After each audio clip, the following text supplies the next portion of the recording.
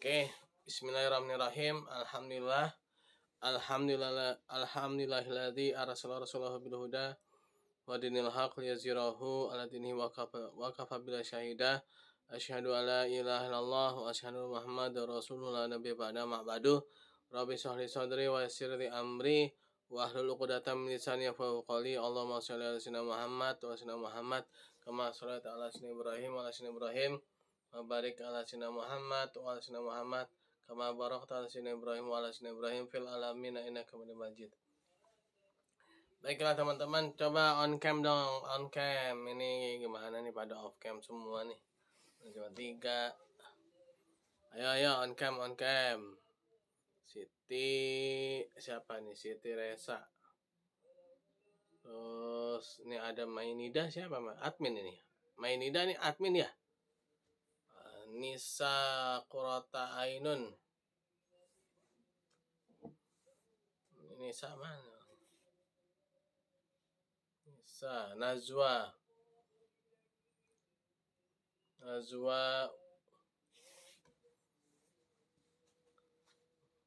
Oke, baik teman-teman. Pada pertemuan yang keempat ini saya akan bahas mengenai tabungan mudharabah ya, akuntansi tabungan mudharabah atau akuntansi mudharabah ya. Kalau kata-kata tabungan itu jadi identik, sangat identik ya dengan ya bank syariah, jadi akuntansi bank syariah ya. Tapi kalau kita kan sekarang akuntansi syariah, apa sih bedanya akuntansi syariah dengan akuntansi pada umumnya? Ya salah satunya ini akad gitu ya, akad yang mana sesuai dengan akad-akad syariah. Nah, pada pertemuan kemarin kita udah belajar tentang standar-standar akuntansinya ya. Oke, masih ada yang kerja ya, Sabtu ya. Oke. Nah, sekarang kita akan belajar tentang akuntansi mudharabah ya, mudharabah. Apa itu mudharabah ya?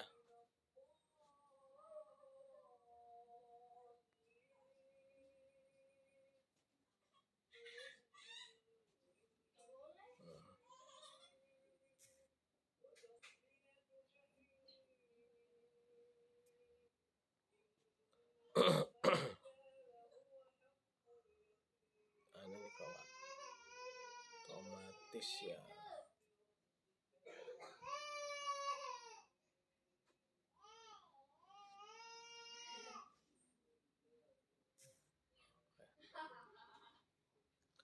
Oke.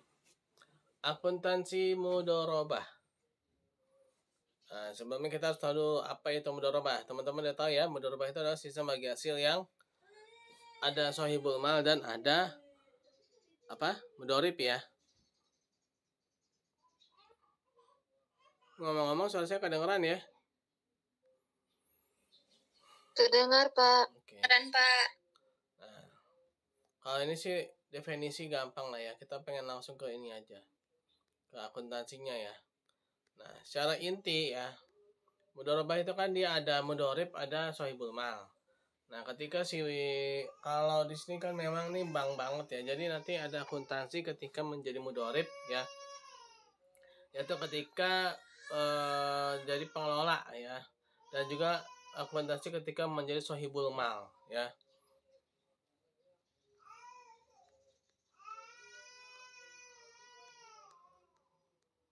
Nah, kalau di bank syariah ya, ketika dia berhadapan dengan nasabah penabung ya, berarti dia akuntansi mudharib sebenarnya ya. Dan kalau dia berhadapan dengan nasabah pembiayaan, dia akuntansi sohibul mal.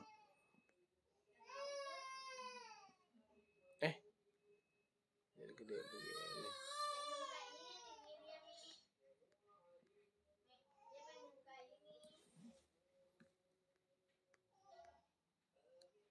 Nah, ini contohnya. Kalau ini akuntansi mudharib nih ya, yang dimana sini mudharibnya adalah bank syariah ya. Nah, si mudharib ini berhadapan dengan sohibul mal. Sohibul malnya itu adalah Tuan Samsul. Nah, sini Tuan Samsul menyimpan dananya di bank syariah. Nah, berarti si bank syariah sebagai pengelola ya teman-teman ya. Bank syariah ini pengelola Nah, si bank syariahnya ini atau si mudoribnya ini mendapatkan apa namanya titipan, bukan titipan apa sih, investasi lah ya sebesar 50 juta dengan sistem profit and loss sharing ya, sepakatnya adalah 4/6. 60 untuk si mudorib ya, untuk si pengelola, 40% untuk si sohibul mal yaitu Tuan Samsul ya. Nah, pada tahun pertama investasi mendapatkan ada pendapatan ya, pendapatan neto 200 juta dan beban mudorobah sesuai dengan kesepakatan nasabah menyimpan adalah 80 juta. Jadi ada beban karena profit and loss sharing. Nah, di tahun kedua nih proyek menderita kerugian sebesar 40 juta ya. Dan Tuan Samsul nih si investornya ini ya langsung menarik dana investasinya. Nah, karena ini adalah bank ya, maka ada saldo rata-rata ya. Sebenarnya kalau non bank dia nggak pakai saldo rata-rata, tapi nggak apa-apa lah ya. Ini kita pakai akuntansi perbankan aja. Memang yang paling dekat dengan akuntansi yang syariah itu memang bank ya, paling komplit ya. Akuntansi syariah itu yang akuntansi perbankan syariah yang paling dekat ya.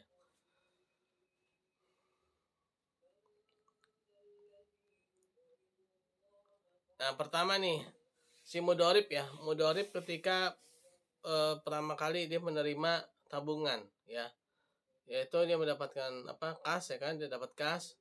Lalu karena ini dia adalah bank ya, maka bunyinya adalah tabungan mudorobah. Nah, padahal ini adalah apa? Ini adalah kewajiban, ini adalah utang sebenarnya nih ya. Jadi ketika ada orang nabung ya ke bank, ya itu sebenarnya bank itu punya utang terhadap orang tersebut. Nah, utangnya itu tapi nggak dicatat sebagai utang, tapi sebagai rekening ya, rekening. Nah, atau sebagai apa? Dana investasi ya. Dana investasi mudorobah yaitu sebesar 50 juta. Kalau akuntansi syariah ya, kredit itu adalah dana investasi. Ya, dana investasi sebesar 50 juta. Nah, mencatat pendapatan neto mudorobah dari mudorib. Nah, ada pendapatan ya sebesar 200 juta. Berarti kas ya, dapat kas kan dia sebesar 200 juta. Nah, dapat pendapatan mudharabah sebesar 200 juta. Nah, teman-teman paham nggak sampai sini? Halo, halo. Pahamkah atau hampa? Masih bingung? Halo. Halo, halo. Assalamualaikum. Paham, Pak. Oke, paham ya. Nah, ini kan dia biasanya kas bertambah debit ya. Nah, lawannya kreditnya ya, yaitu utang atau pendapatan ya. Nah, lalu proyek menghasilkan pendapatan tadi ya, tapi dia ada bebannya ya, sebesar 80 juta tadi kan. Maka beban mudharabah sebesar 80 juta ya. Nah, dia ngeluarin kas atau utang. Kalau dia bayar berarti kas, kalau dia belum bayar berarti utang ya. Pada akhir periode dibuat jurnal penutup. Nah, jurnal penutup ini adalah jurnal balik ya. Yang tadi khususnya jurnal balik khususnya di laporan laba rugi ya. Jadi laporan laba rugi itu setiap akhir periode semua akun-akun yang terkait dengan laporan laba rugi ya harus dibuat jurnal penutup ya. Yaitu posisinya yang tadi di debit menjadi kredit, yang kredit menjadi debit. Yang di debit yaitu beban maka menjadi kredit. Nah, yang tadinya kredit yaitu pendapatan maka menjadi debit ya.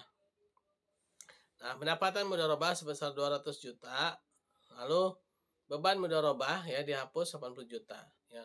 Nah, maka dapatlah pendapatan bagi hasil yang belum dibagikan sebesar 120 juta ya, sebesar 120 juta. Nah, pada saat bagi hasil dibagikan kepada sohibul mal. Nah, ini karena ini adalah bank ya. Bank itu kan atau mungkin gini, ini ada suatu perusahaan, dia banyak sekali sohibul malnya atau investornya banyak ya, maka mau nggak mau ya ketika investornya banyak dia harus apa, dia harus dibagi-bagi tuh ya, nggak bisa cuman buat satu orang ya kan, karena kan proyek itu proyek bersama ya kan, proyek itu kan proyek bareng-bareng ya. Nah, proyek bareng-bareng ini ya, maka harus dibagi juga bagi hasilnya bareng-bareng ya. Nah, ini muncul angka 50 juta per 500 juta ini ya, rumus ini karena ini adalah investornya bersama-sama. Bukan cuma dari satu orang investor. Kalau investornya satu orang ya, maka nggak ada yang 50 juta per 500 juta. Maka ya langsung aja 4/10 kali 120 juta ya, kalau memang dia cuma satu orang investor. Tapi karena di sini adalah investor yang banyak ya, maka harus dibagi-bagi. Dan ini ada rumus ya. Rumus ini dari mana sih? Ini adalah rumus setiap perusahaan atau perbankan punya rumus masing-masing ya. Saldo per saldo rata-rata ya. Nah, akhirnya dapat nih 4/10 kali 50 juta per 500 juta dikali 120 juta. Dapatlah 4.800.000. Maka bunyi ininya adalah beban bagi hasil ya. Beban bagi hasil per tabungan mudharabah 4.800.000. Kok tabungan mudharabah sih? Ya tadi itu kan, ini kan haknya si Tuan Samsul, haknya si investor ya. Maka mau nggak mau dia harus apa? Dia harus dikasih kan. Nah, ketika dikasih apa? Dikasih berarti utangnya si bank makin banyak, atau utangnya si apa nih? Secara apa ya, kalau bahasa kita itu kewajibannya si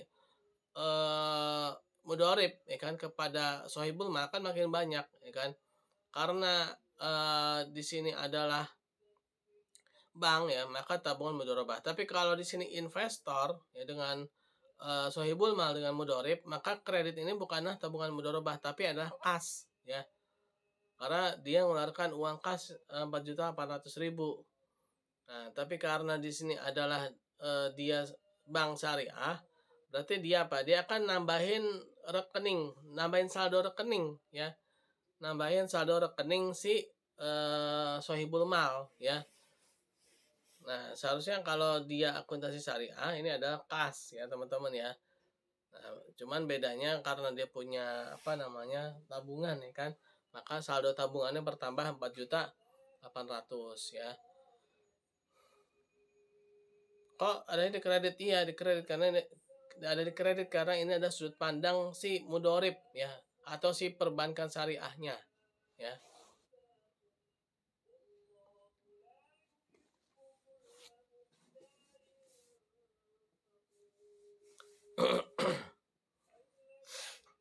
Nah, pada saat diakui adanya pembagian bagi hasil, nah, pada saat diakui adanya beban bagi hasil.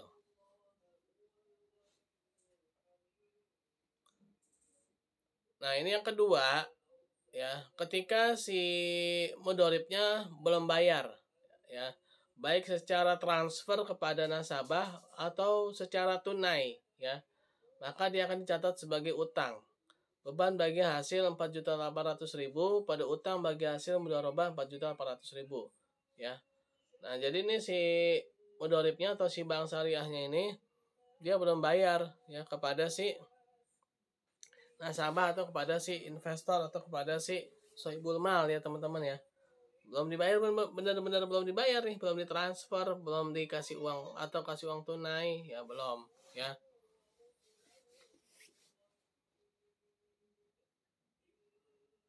Nah, berarti utang. Nah, ketika ditunaikan sama si ini ya, apa namanya? Si mudoribnya ya. Utang bagi hasil mudorobah ya. 4.800.000 ya, utangnya dihapus. Tabungan mudorobah atau kas sebenarnya ya. Kas ya. Atau kreditnya tabungan mudorobah atau kas ya. Nah, pada saat tabungan ditarik, maka bertambahlah yang tadinya 50 juta menjadi 54.800.000. Dapatnya dari mana ya tadi? Ya kan saldo awalnya kan 50 juta. Kan dapat bagi hasilnya 4.800.000 ya. Maka tabungan mudharabah ya sebanyak 54.800.000, atau isinya itu apa? Dia sebenarnya kewajibannya si ini ya, kewajibannya si bank ini kan ya. Kewajiban si bank kan tertunaikan kan, atau kewajiban si mudorib ini tertunaikan ya. Nah, dana investasi mudorobah ya sebesar 54.800.000 pada kas ya. Nah, lalu pembagian bagi hasil mudorib. Nah, untuk si bank dalam hal ini adalah si mudorib ya, dia adalah satu orang ya, satu lembaga ya, bukan satu orang. Bisa satu orang, bisa satu lembaga ya teman-teman ya. Nah, karena ini adalah bank ya, maka dia kan bank itu kan ketika dia dapat dana investasi atau dana dari nasabah, kan dia ngelolanya kan nggak bareng-bareng ya, kan dia ngelolanya kan sendiri kan, mengelola sendiri. Sehingga apa? Ya berarti ya rumusnya 6/10 langsung dikalikan 120 juta ya. Nah, lain dengan tadi tuh si sohibul mal ya, karena sohibul malnya itu banyak ya, karena si investornya itu banyak, maka ya dia harus apa? Dibagi-bagi ya kan.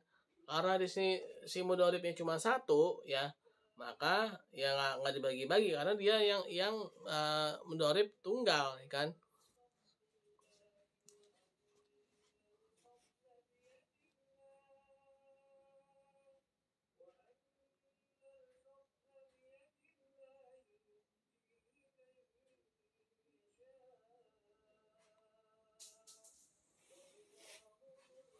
Nah, penerimaan distribusi bagi hasil porsi mudorib dapat 72 juta kas pada pendapatan bagi hasil. Nah, ini sebelum masuk ke situ kita lihat dulu nih ya. Pembagian bagi hasil porsi mudorib ya, yaitu beban bagi hasil 72 juta pada kas. Nah, ini kenapa ada ayat jurnal ini? Ini untuk istilahnya memindahkan dulu atau memisahkan dulu ya. Jadi dipisahin dulu nih. Istilahnya itu uangnya itu dikeluarin dulu sama si bank ya, atau oleh si mudorib ya. Nah, beban bagi hasil ya pada kas. Nah, nanti ya beban ini akan menjadi pendapatan buat si bank syariah atau pada si mudoribnya ya. Nah, ketika diterima ya, kas 72 juta pada pendapatan bagi hasil sebesar 72 juta ya. Nah, ketika di akhir periode ya, maka harus ada jurnal penutup. Jurnal penutupnya adalah pendapatan bagi hasil yang belum dibagikan sebesar 120 juta pada beban bagi hasil ya 120 juta ya.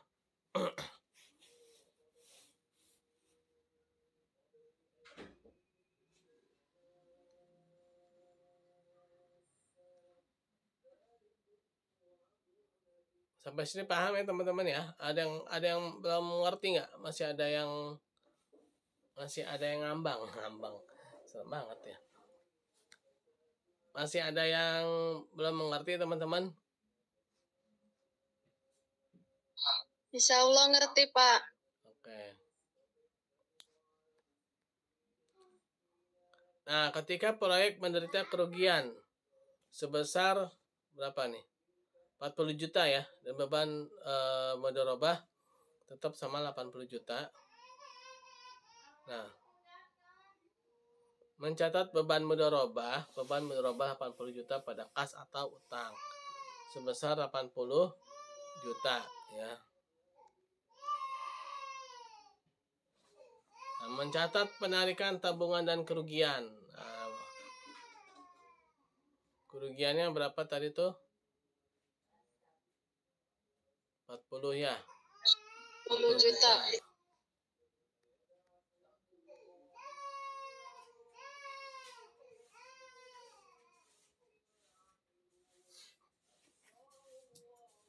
Nah, karena 40 juta ya. Nah, 40 juta itu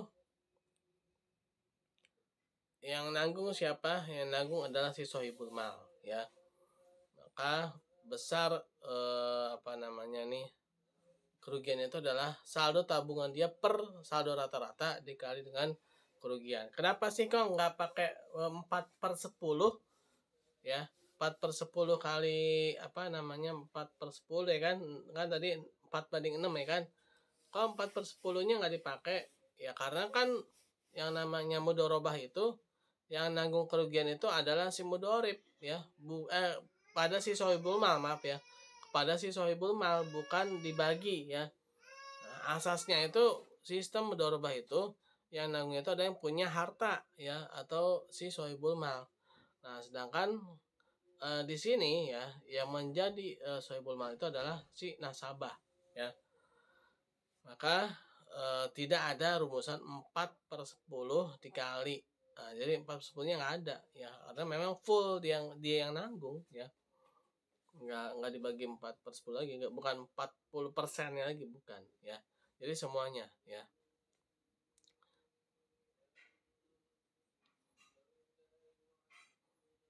Nah, tabungan mudharabah, ya, 50 juta, ya kan, atau dana mudharabahnya itu 60 juta, ya. Lalu keluar kasnya berapa? Kasnya itu 46 juta karena 4 jutanya itu adalah kerugian mudharabah. Jadi si Tuan Samsul ini sebagai sohibul mal ini, ya, dia hanya mendapatkan 46 juta, ya. Karena dia ada kerugian 4 juta. Ini Tuan Samsulnya sangat-sangat pengertiannya sangat-sangat mengerti sekali prinsip sistem bagi hasil, ya. Jarang-jarang ada nasabah seperti Tuan Samsul ini, ya. Karena ya kita tahu sendiri, ya kan, ya, nasabah, ya, apalagi yang perorangan, ya, itu ya jangankan 4 juta, ya, mungkin baru sekitaran 10.000 aja, ya, atau mungkin 20.000, ya kan, kadang-kadang itu udah bikin dia pindah ke bank yang lain, ya kan. Nah, apalagi kalau sampai hilang walaupun tertulis, ya kan, kerugian gitu, ya, ada nama akunnya kerugian bagi hasil sebesar 4 juta. Wah, bisa ngejerit ini, ya. Nasabahnya bisa teriak-teriak di medsos, ya.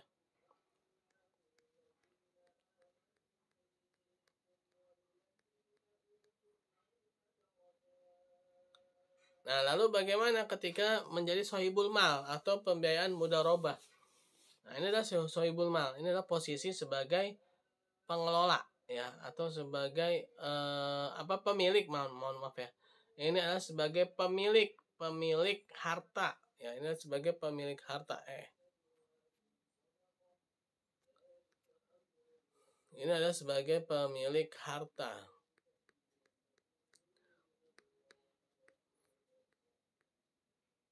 Nah, sama nih. Nah, ini Bank Syariah Amanah bersepakat dengan PT Aman. Nah, karena dia sebagai pemilik harta, maka biasanya yang mengelola adalah perusahaan. Ya. Karena di sini adalah bank, ya, maka dia akan berhadapan dengan perusahaan, dengan lembaga juga. Jarang apalagi lembaga perbankan, ya, akan berhadapan dengan nasabah pembiayaan mudharabah ini dengan sistem dengan dengan orang, gitu, ya. Tapi dengan lembaga juga, ya, pastinya akan dengan lembaga juga, bukan dengan sistem, ya, mohon maaf, ya. Nah, sini Bank Syariah Amanah bersepakat dengan PT Aman untuk mengerjakan suatu proyek. Nah, BSA memberikan pembiayaan sebesar 5 miliar. Nah, ketika memberikan pembiayaan itu bisa berupa uang tunai, bisa juga uang non tunai, ya.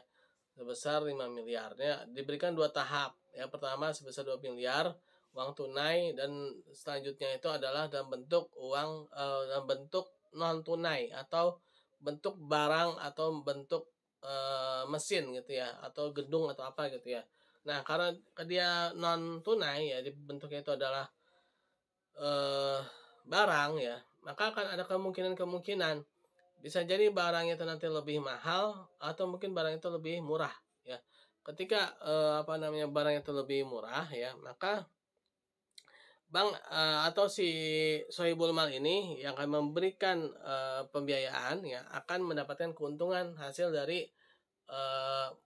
itunya, ya, hasil dari mudharabahnya. Jadi sebelumnya dia udah dapat keuntungan dulu tuh kalau lebih murah. Tapi kalau lebih mahal, maka si sohibul mal akan mendapatkan kerugian, ya.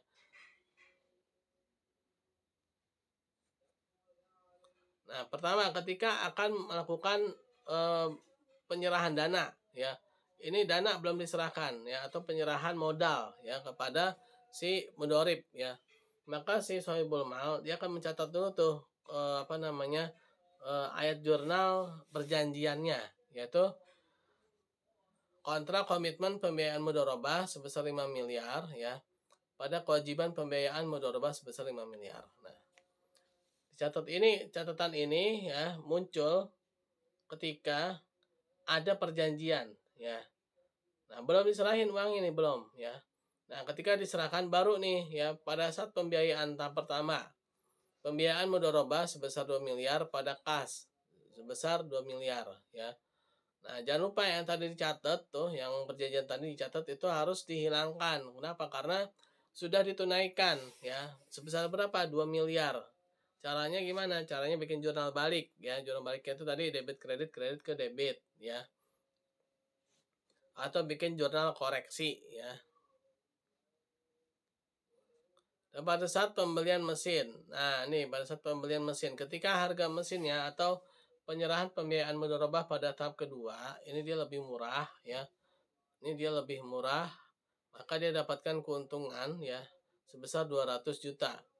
Nah, tapi pembiayaannya tetap ditulis 3 miliar karena 200 jutanya itu adalah keuntungan.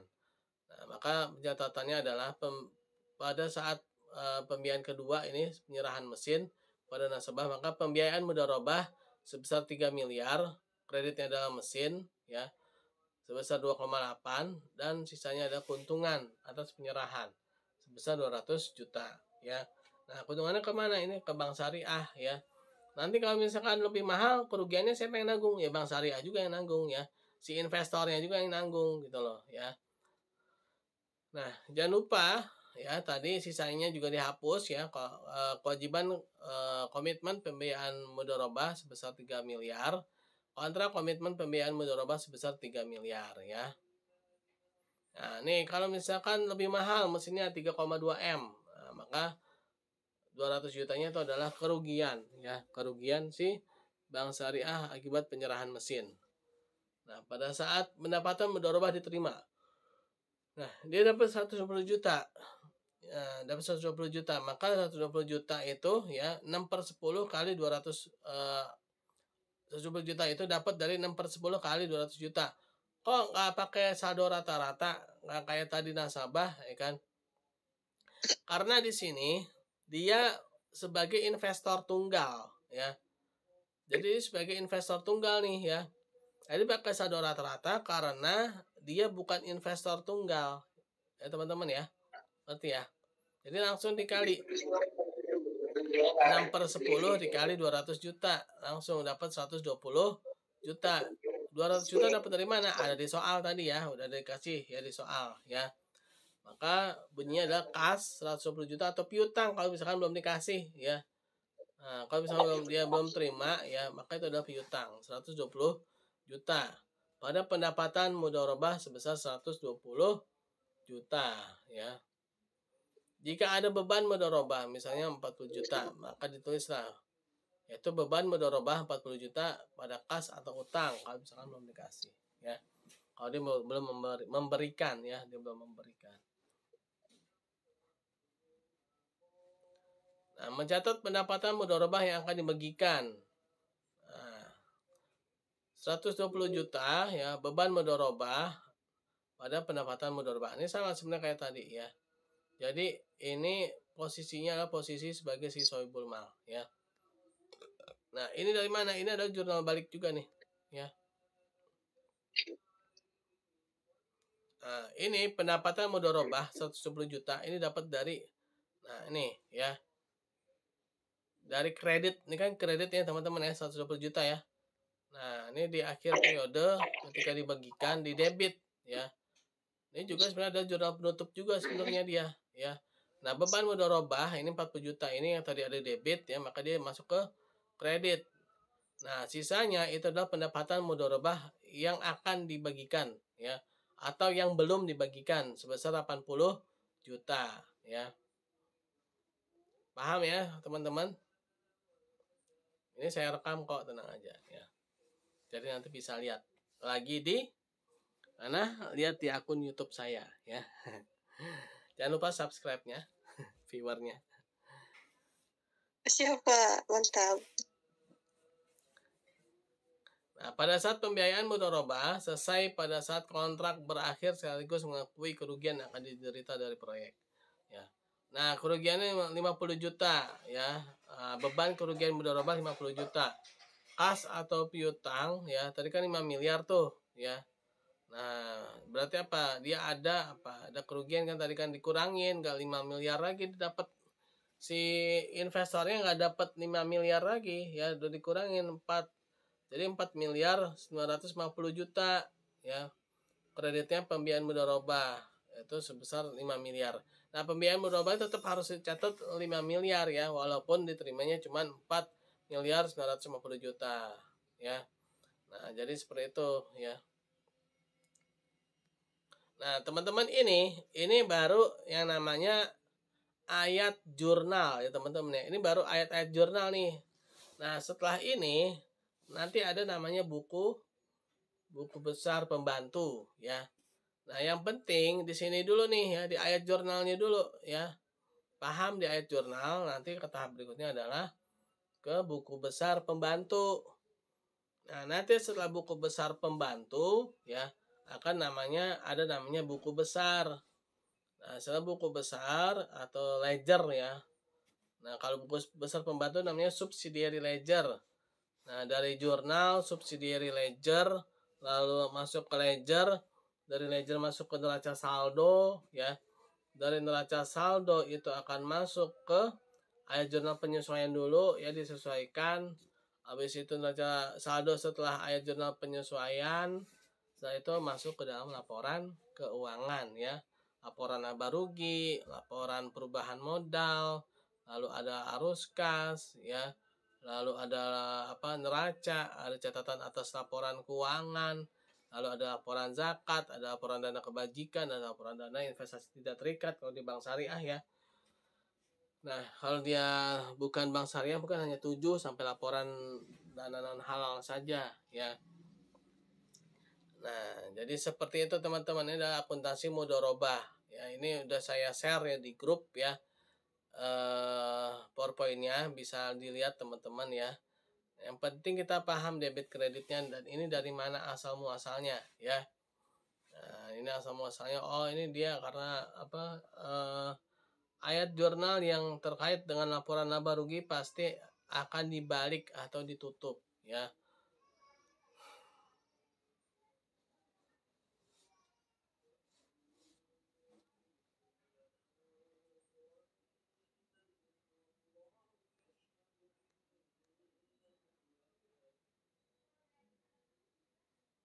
Nah, jadi seperti itu teman-teman ya.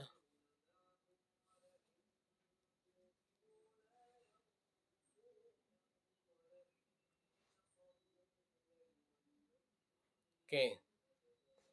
Ada yang mau bertanya? Paham ya? Halo. Pahamkah atau hampa? Ya.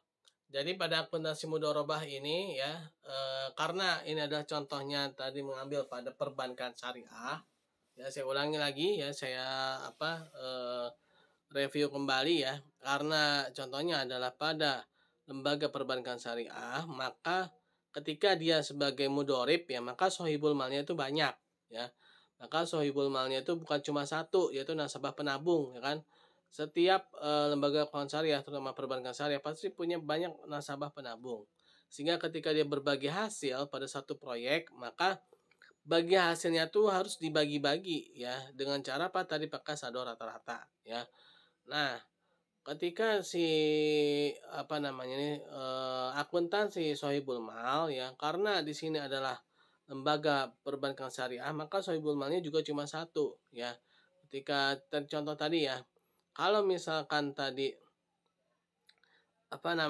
dia posisinya adalah posisi sohibul mal nasabah ya, maka dia pasti akan ada angka pembaginya lagi gitu ya, dengan rumus yang tertentu gitu ya.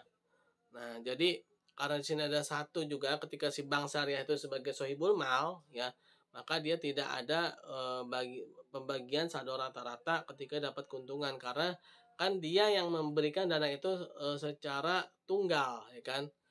Nah, jadi ya dia nggak ada saldo rata-ratanya, ya nggak pakai saldo rata-rata gitu ya. Nggak pakai rumus yang tadi tuh yang 50 juta per 500 juta, nggak pakai rumus itu ya. Nah, jadi seperti itu teman-teman. Oke.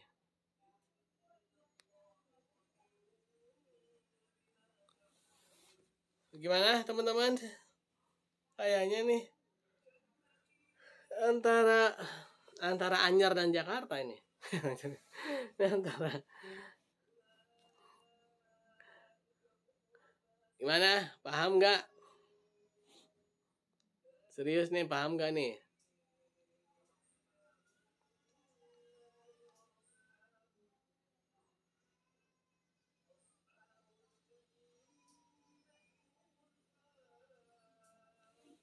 Tadi yang bikin jelimet cuma itu aja sih tadi tuh yang 50 juta per 500 juta itu ya.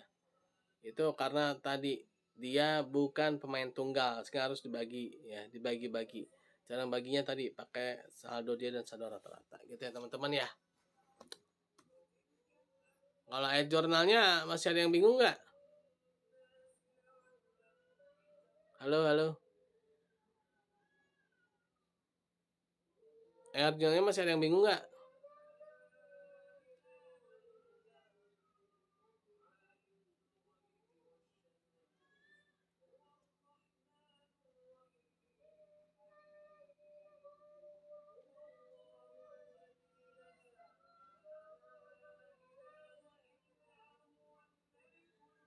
Apanya? Oke, semoga cepat sehat ya anaknya.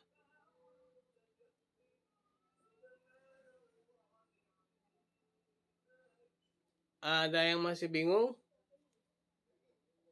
Ada yang nggak paham atau ada yang masih mengambang pemahamannya? Yang penting sih pertama tadi ya, akuntansinya udah kuat, lalu di akad-akadnya juga sudah kuat ya. Oke, ada yang mau bertanya?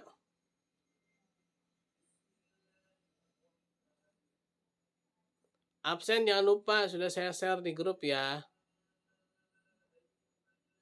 Di grup jangan lupa absen ya. Iya, siap, Pak. Oke.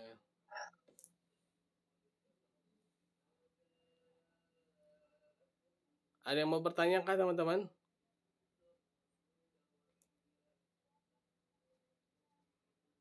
Ada yang nggak jelas kah? Atau ada yang bingung?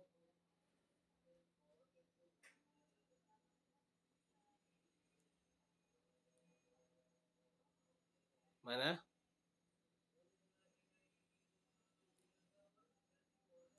Pas? Pasti ada sandiwara. Oke, kalau memang tidak ada, kita tutup saja dengan baca hamdalah, alhamdulillahirabbil alamin, dan doa subhanakallahumma wa bihamdika asyhadu an la ilaha illa anta astaghfiruka wa atubu